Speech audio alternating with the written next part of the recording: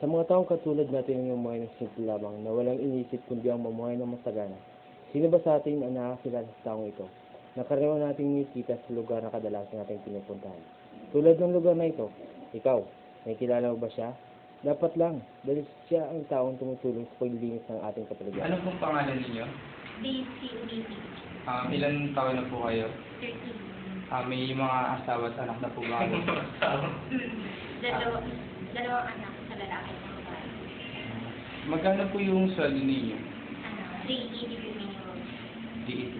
So, sa ilang oras po kayo sa isang araw na ikatrabaho?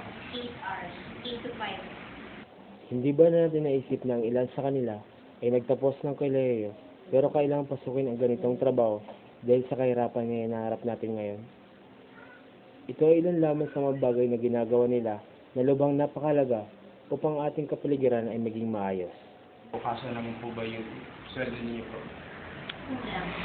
Pero, pinagkakasya. Kailangan, kahit ano na lang. Diba na, may sasabak yung family ko. Mahirap siya, pero kailangan mong pagtsagaan kapag ito may pamilya. Kailangan mo na mahalin yung trabaho mo kung ano binigay sa'yo para lang sa family mo. Ibigay mo lahat ng makakaya mo. Walang masabi sa'yo lahat ng mga mo or lalo-lalo na yung mga boss.